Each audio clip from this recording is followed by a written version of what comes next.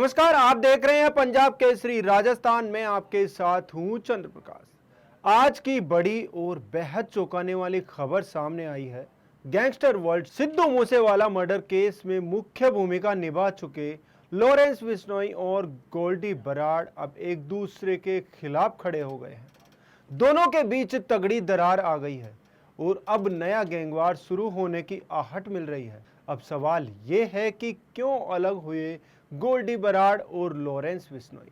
इस सवाल का जवाब जानने के लिए खबर के अंत तक बने रहिए पंजाब केसरी राजस्थान के साथ। तो चलिए जानते हैं कि लॉरेंस और गोल्डी बराड़ के बीच क्या है विवाद। सूत्रों के हवाले से मिली जानकारी के मुताबिक लॉरेंस बिश्नोई और गोल्डी बराड़ की आपसी दूरी अब दुश्मनी में बदल चुकी है।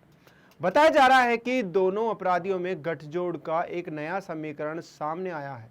गोल्डी बराड़ ने अब अजरबैजान में रह रहे रोहित गोदारा से हाथ मिला लिया है, जबकि लॉरेंस बिश्नोई ने कनाडा में बैठे कुख्यात अपराधी नोनी राणा उर्फ सूर्य प्रताप के साथ गठजोड़ कर लिया है।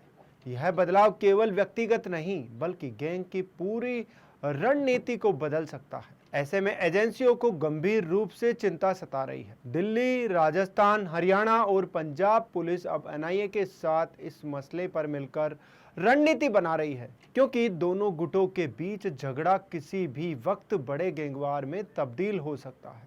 अब जानेंगे कि लॉरेंस बिश्नोई और बराड़ के बीच आखिर इस दरार की मुख्य वजह क्या है। दरअसल इस दुश्मनी की शुरुआत लॉरेंस के भाई अनमोल बिश्नोई को लेकर हुई।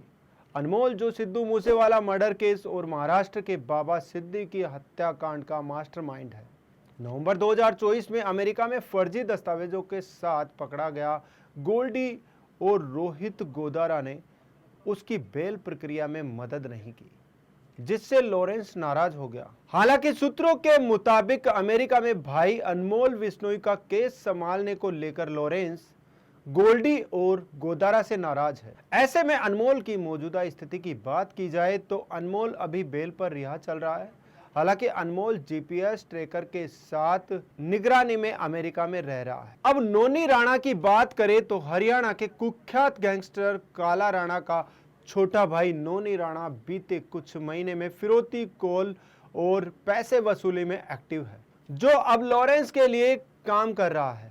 वहीं गोल्डी बराड़ अमेरिका से गैंग ऑपरेट कर रहा है। भारत सरकार ने 2024 में उसे यूएपीए के तहत डिजिग्नेटेड टेररिस्ट घोषित कर दिया था। अब सबसे बड़ा खतरा यह है कि गैंगवॉर का यह नया अध्याय भारत ही नहीं, अंतर्राष्ट्रीय सुरक्षा एजेंसियों के लिए भी सिरदर्द बन गया है। एक तरफ लॉरेंस, दूसरी तरफ गोल्डी और उनके साथ नए सहयोगी। अब सवाल ये उठता है कि क्या यह दरार आने वाले समय में बड़े गैंगवॉर की शुरुआत है? क्या विदेश में बैठे अपराधियों का गठजोड़ भारत की आंतरिक सुरक्षा को कमजोर कर रहा है? एजेंसियां कब तक इन गैंगस्टर को कानून के दायरे में ला पाएगी? क्या सिद्धू मूसेवाला केस से जुड़ी परतें अब और खुलेगी? तो फिलहाल इस मामले पर जांच एजेंसियां चौकन्नी हो चुकी है, लेकिन देश का सवाल अब ये है, क्या लॉरेंस और गोल्डी की यह दुश्मनी और अधिक खून खराबे की तरफ बढ़ेगी या फिर सुरक्षा एजेंसियां वक्त रहते इन पर शिकंजा कस सकेंगी? आपकी क्या राय है? कमेंट बॉक्स में जरूर लिखें। हमारे चैनल को सब्सक्राइब करें, वीडियो को शेयर करें और हर अपडेट के लिए जुड़े रहे पंजाब केसरी राजस्थान के साथ।